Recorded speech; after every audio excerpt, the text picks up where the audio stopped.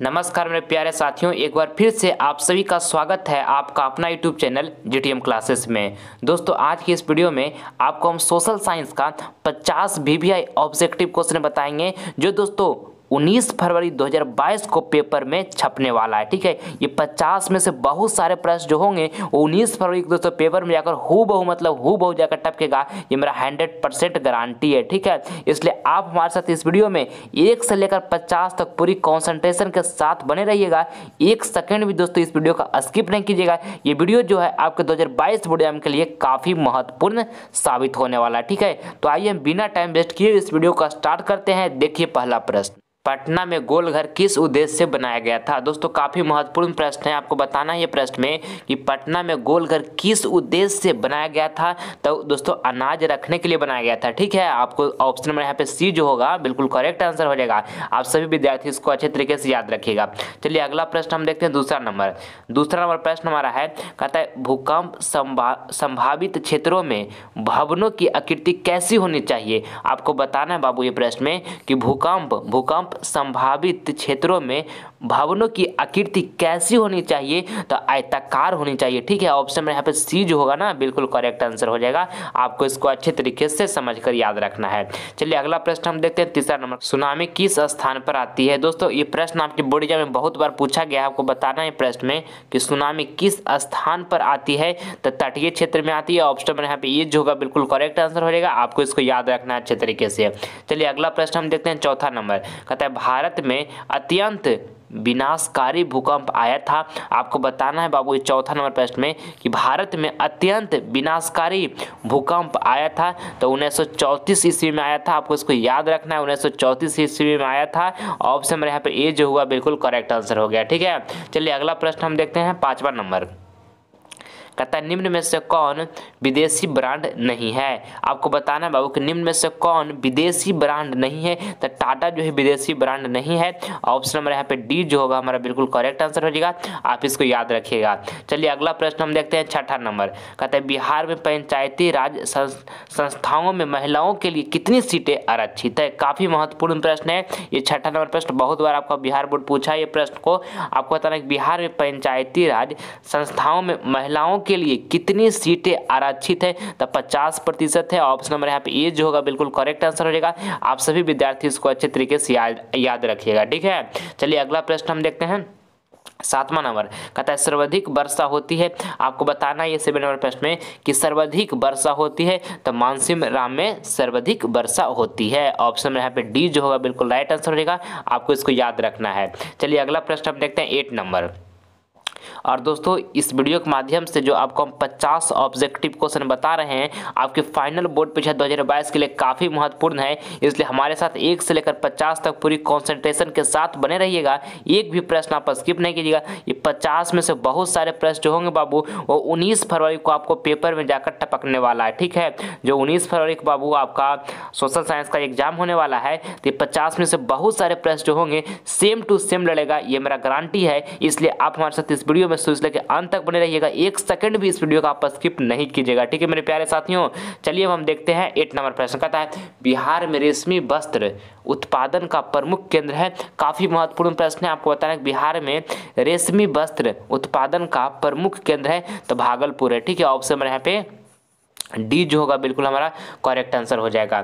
आइए अगला प्रश्न हम देख लेते हैं। 9 नंबर कहता है अंतर्राष्ट्रीय मजदूर दिवस किस दिन मनाया जाता है। दोस्तों ये प्रश्न ललन टॉप प्रश्न है आपके फाइनल बोर्ड परीक्षा के लिए। ठीक है, आपको बताना है कि अंतर्राष्ट्रीय मजदूर दिवस किस दिन मनाया जाता है, तो 1 मई को मनाया जाता है। ऑप्शन नंबर यहाँ पे ए जो होगा बिल्कुल राइट आंसर हो जाएगा। आपको इसको अच्छे तरीके से याद रखना है। ठीक है, चलिए अगला प्रश्न हम देखते हैं। 10 नंबर साम्यवादी शासन का पहला प्रयोग कहाँ हुआ था।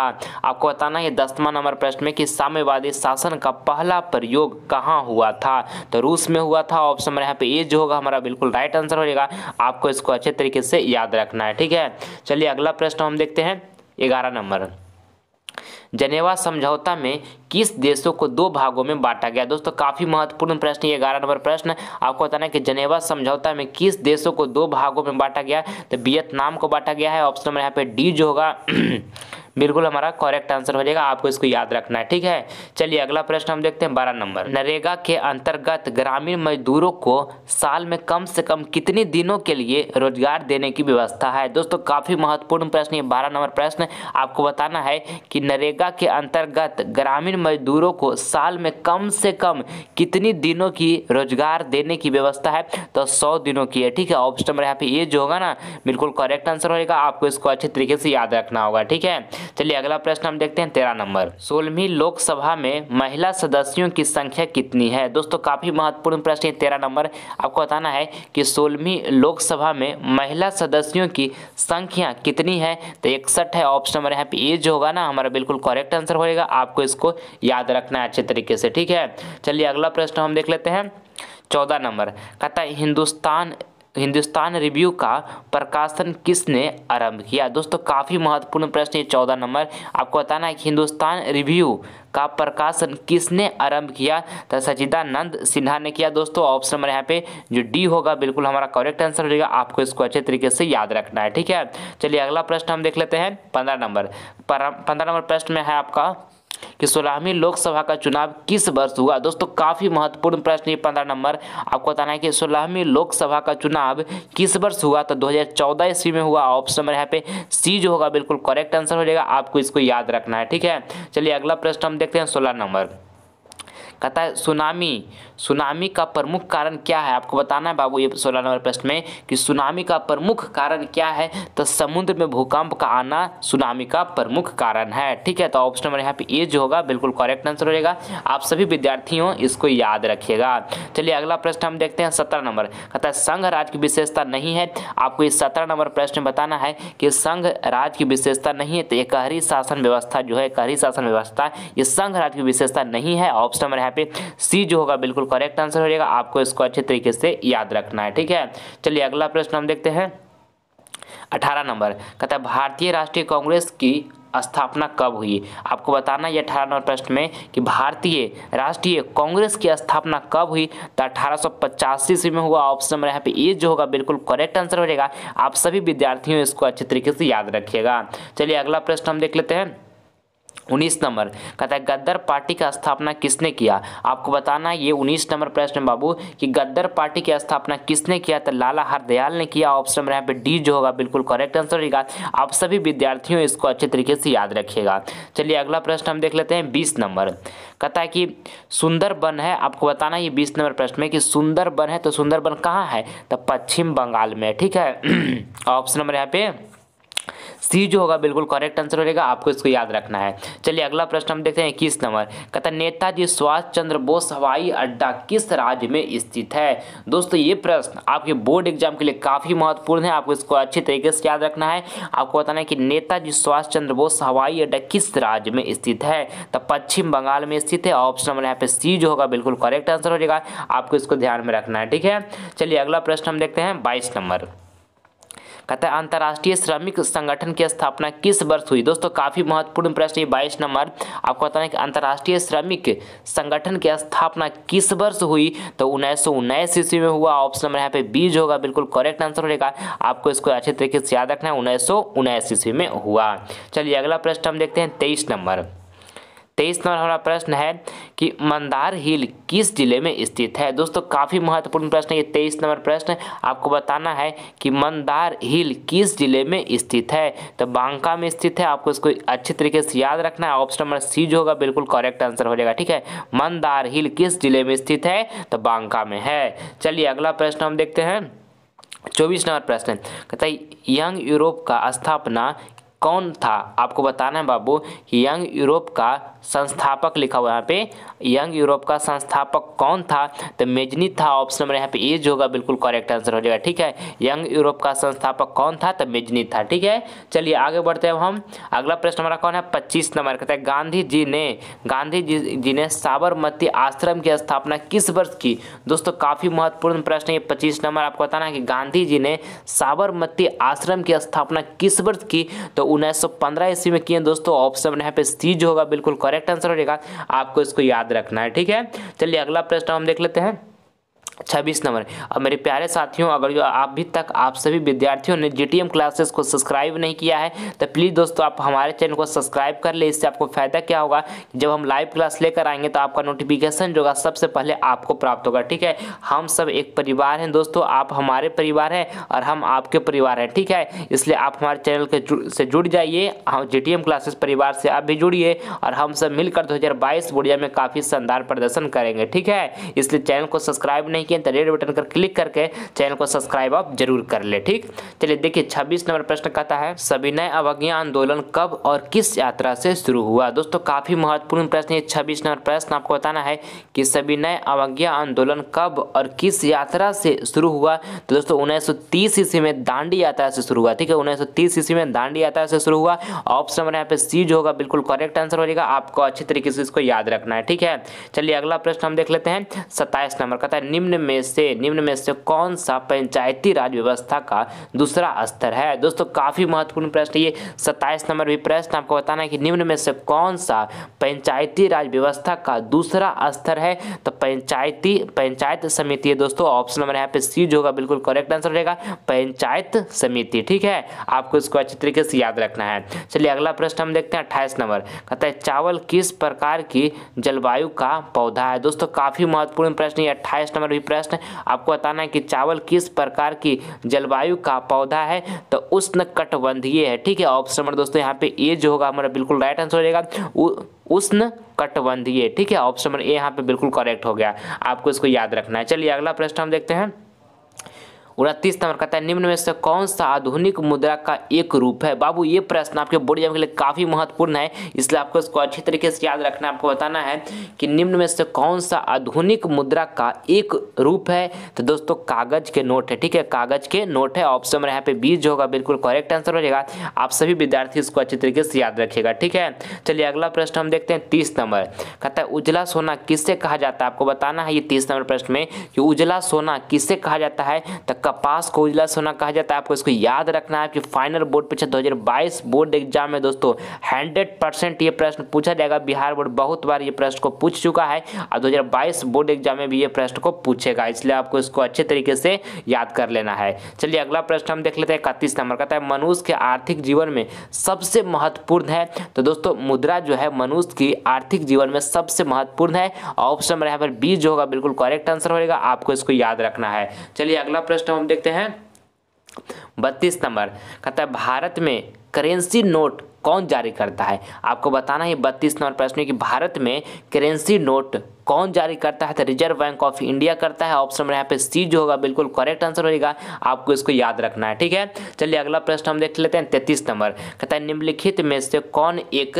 राष्ट्रीय दल है। आपको बताना है बाबू ये 33 नंबर प्रश्न में कि निम्नलिखित में से कौन एक राष्ट्रीय दल है। तो जनता दल है। ठीक है, ऑप्शन नंबर यहाँ पे जो सी होगा बिल्कुल करेक्ट आंसर होगा। आपको इसको अच्छी तरीके से याद रखना है। ठीक है, चलिए अगला प्रश्न हम देखते हैं 34 नंबर कहता है जिस देश में राष्ट्रीय आय अधिक होता है वह देश कहलाता है।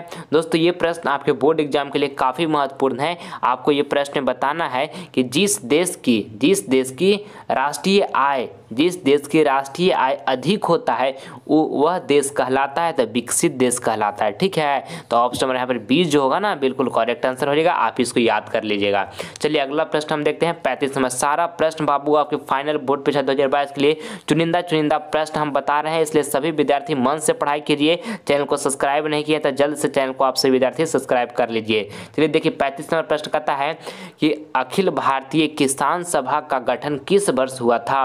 दोस्तों काफी महत्वपूर्ण प्रश्न है ये 35 नंबर प्रश्न। आपको बताना है कि अखिल भारतीय किसान सभा का गठन किस वर्ष हुआ था। तो दोस्तों 1936 ईस्वी में हुआ था। ठीक है, आपको इसको याद रखना है। ऑप्शन नंबर यहाँ पे डी जो होगा ना बिल्कुल करेक्ट आंसर हमारा हो जाएगा। ठीक है, चलिए अगला प्रश्न हम देख लेते हैं। अगला प्रश्न कौन है 36 नंबर तेलंगाना राज्य का गठन कब हुआ था। दोस्तों काफी महत्वपूर्ण प्रश्न है ये 36 नंबर। आपको बताना है कि तेलंगाना राज्य का गठन कब हुआ था। तो 2 जून 2014 ईस्वी को दोस्तों तेलंगाना राज्य का गठन हुआ था। ऑप्शन नंबर यहाँ पे ए जो होगा बिल्कुल करेक्ट आंसर हो जाएगा। आपको इसको याद रखना है। ठीक है, चलिए अगला प्रश्न हम देख लेते हैं 37 नंबर कहता है भारत में किस राज्य की व्यक्तियां सबसे कम है। काफी महत्वपूर्ण प्रश्न है 37 नंबर प्रश्न। दोस्तों बिहार बोर्ड बहुत बार पूछा है और 2022 बोर्ड एग्जाम में भी ये प्रश्न टपकेगा। आपको बताना है कि भारत में किस राज्य की प्रति व्यक्तियां सबसे कम है तो बिहार का दोस्तों सबसे कम है। ठीक है, ऑप्शन नंबर यहाँ पे ये जो होगा बिल्कुल करेक्ट आंसर हो जाएगा। जब आपसे पूछ देगा कि भारत में किस राज्य की प्रति व्यक्ति सबसे अधिक होता है तो गोवा का सबसे अधिक होता है, ये भी साथ में याद रखना आपको। ठीक है, चलिए अगला प्रश्न हम देखते हैं। 38 नंबर कहता है हॉलमार्क को किस वस्तु के लोगो के रूप में उपयोग किया जाता है। दोस्तों काफ़ी महत्वपूर्ण प्रश्न है 38 नंबर प्रश्न।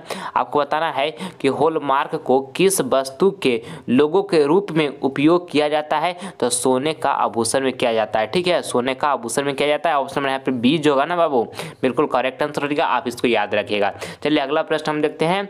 39 नंबर कहता है सर्वप्रथम व्यावसायिक बैंकों का राष्ट्रीयकरण कब किया गया। दोस्तों काफ़ी महत्वपूर्ण प्रश्न आपके फाइनल बोर्ड परीक्षा के लिए आपको बताना है कि सर्वप्रथम व्यावसायिक बैंकों का राष्ट्रीयकरण कब किया गया तो 1969 ईस्वी में किया गया। आपको याद रखना है। ऑप्शन नंबर यहाँ पर बी जो होगा बिल्कुल हमारा करेक्ट। ऑप्शन नंबर ए दोस्तों, ऑप्शन नंबर ए में लिखा हुआ 1969 तो ऑप्शन नंबर ए जो होगा यहाँ पे बिल्कुल हमारा करेक्ट आंसर हो जाएगा। ठीक है, चलिए अगला प्रश्न हम देख लेते हैं। 40 नंबर कहता है गांधी जी को महात्मा की उपाधि किसने दी। दोस्तों काफ़ी महत्वपूर्ण प्रश्न है आपके बोर्ड एग्जाम के लिए। आपको बताना है ये 40 नंबर प्रश्न में कि गांधी जी को महात्मा की उपाधि किसने दी तो रविन्द्रनाथ टैगोर ने दिए। दोस्तों ऑप्शन नंबर यहाँ पे ए जो होगा बिल्कुल करेक्ट आंसर हो जाएगा। आप सभी विद्यार्थी इसको अच्छे तरीके से याद रखिएगा। ठीक है, चलिए अगला प्रश्न हम देखते हैं।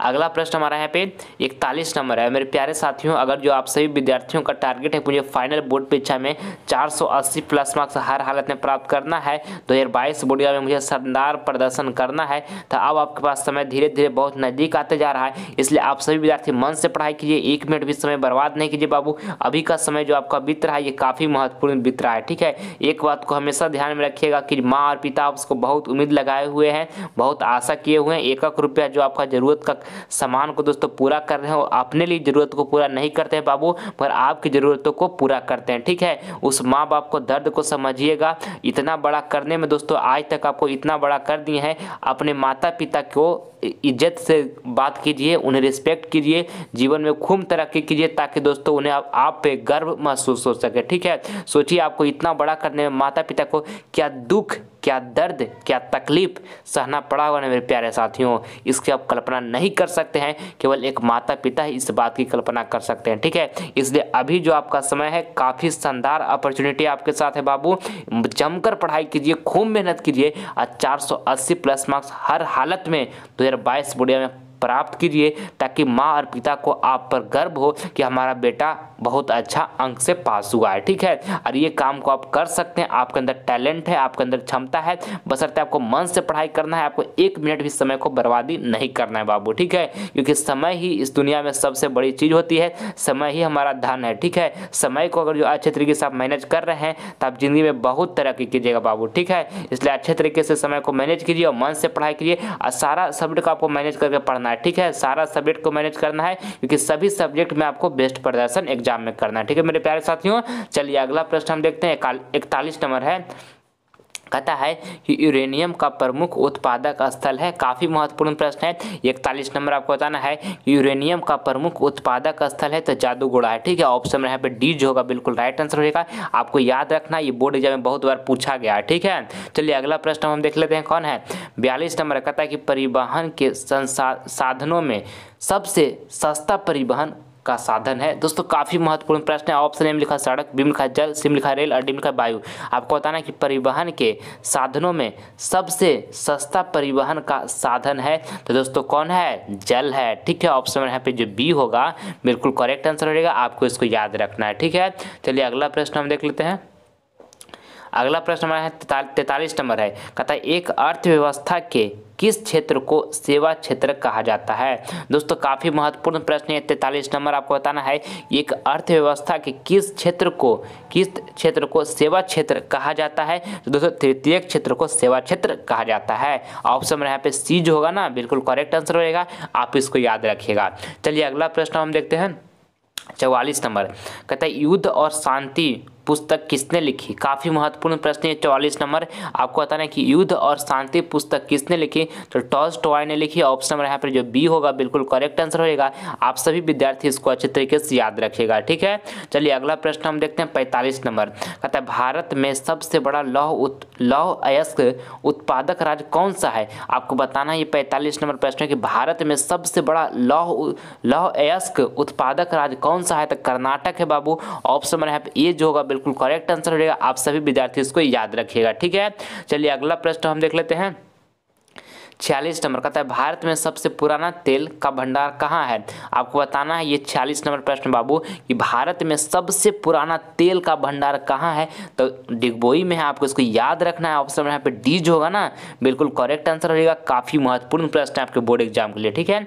चलिए अगला प्रश्न हम देखते हैं 47 नंबर। और दोस्तों अगर जो आप हमारे दूसरा सब्जेक्ट का वीडियो देखना चाहते हैं तो डिस्क्रिप्शन में लिंक दिया हुआ है, वहाँ पे आप जाकर देख सकते हैं। नहीं तो प्ले लिस्ट में जाइए, वहाँ पे दोस्तों आपको ऑल सब्जेक्ट का ऑब्जेक्टिव और सब्जेक्टिव मिल जाएगा जो आपके 2022 बोर्ड एग्जाम के लिए काफी महत्वपूर्ण है, ठीक है। उन सभी प्रश्नों को दोस्तों वही प्रश्न को हम उसमें बताए हैं जो आपके 2022 बोर्ड एग्जाम के लिए काफी महत्वपूर्ण है। इसलिए एग्जाम देने से पहले एक बार उन सभी वीडियो को देखकर आप एग्जाम में जाइएगा, आपको काफी मदद मिलेगा, ठीक है। चलिए देखिए 47 नंबर प्रश्न कहता है कि ब्रह्म समाज की स्थापना किसने की? दोस्तों काफी महत्वपूर्ण प्रश्न है ये 47 नंबर प्रश्न। आपको बताना है कि ब्रह्म समाज की स्थापना किसने की?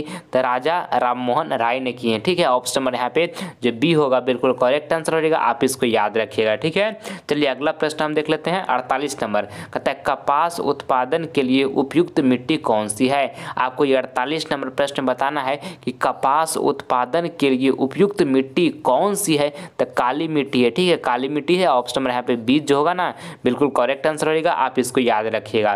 चलिए अगला प्रश्न हम देखते हैं 49 नंबर।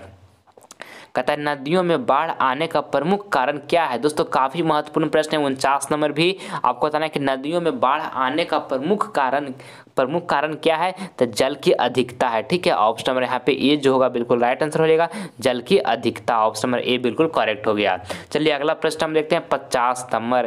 कहता है कि सबसे पहली भूमिगत रेल कब बनी? आपको बताना है कि सबसे पहली भूमिगत रेल कब बनी? तो दोस्तों 1883 ईस्वी में बनी। ऑप्शन नंबर यहाँ पे जो डी होगा बिल्कुल करेक्ट आंसर हो जाएगा। आप इसको याद रखिएगा, ठीक है। चलिए अगला प्रश्न है बाबू आपका HW का प्रश्न है। सभी विद्यार्थियों को मैं ये होमवर्क में प्रश्न दे रहा हूँ, ठीक है। इसका जवाब जो है कमेंट बॉक्स में दीजिएगा, जो ऑप्शन आपको सही लगेगा। देखिए आपको बताना है कि चिपको आंदोलन की शुरुआत किस राज्य से हुई? ऑप्शन ए में लिखा गुजरात, बी में लिखा झारखंड, सी में लिखा उत्तराखंड और डी में लिखा राजस्थान। तो जो ऑप्शन सही लगेगा बाबू कमेंट बॉक्स में सारे विद्यार्थी जवाब दीजिएगा। आप सभी विद्यार्थी का कमेंट का हम प्रतीक्षा करेंगे, ठीक है। इस वीडियो के माध्यम से अगर जो आपको कुछ सीखने को मिला है तो इस वीडियो को दिल से एक लाइक करें, ठीक है। और ज़्यादा से ज़्यादा इस वीडियो को अपने फ्रेंड के पास शेयर करें ताकि इस वीडियो के माध्यम से आपका फ्रेंड भी कुछ नॉलेज ग्रहण कर सके। और जो अभी तक आप सभी विद्यार्थियों ने हमारे चैनल को सब्सक्राइब नहीं किया है तो आप सब्सक्राइब कीजिए, JTM क्लासेस परिवार से जुड़िए और 2022 बोर्ड एग्जाम के लिए काफ़ी शानदार प्रदर्शन हम लोग मिलकर करेंगे। इससे सब्सक्राइब करने से आपको फायदा क्या होगा कि जब हम लाइव क्लास लेकर आएंगे तो इसका नोटिफिकेशन जो होगा सबसे पहले आपको प्राप्त होगा। हर हाल में बाबू 480 प्लस मार्क्स प्राप्त करना है और जिस दिन रिजल्ट आएगा उस दिन माँ और पिता की आंखों में खुशी के आंसू बहाना है बाबू। इस बात को आपको हमेशा ध्यान में रखना है। जब पढ़ने में आपको मन न लगे तो एक बात को हमेशा याद कीजिएगा कि माँ और पिता बचपन से मुझे बहुत उम्मीद से पाल पोस कर बड़ा किए हैं क्योंकि हम आगे चलकर उनका नाम को रोशन कर सके, ठीक है। इतना बड़ा कर दे माँ को पिता को क्या दुख, क्या दर्द, क्या तकलीफ सहना पड़ा होगा, हम इसकी कल्पना नहीं कर सकते हैं क्योंकि इसकी कल्पना केवल एक माता पिता ही कर सकता है, ठीक है। इसलिए हमको जमकर पढ़ाई करना है और 2022 बोर्ड एग्जाम में काफ़ी शानदार प्रदर्शन करना है, 480 प्लस मार्क्स लाना है और माँ पिता की आंखों में खुशी के आंसू बहाना है जिस दिन रिजल्ट आएगा उस दिन, ठीक है मेरे प्यारे साथियों। मिलते हैं हम आपसे नेक्स्ट वीडियो में, तब तक के लिए जय हिंद जय भारत।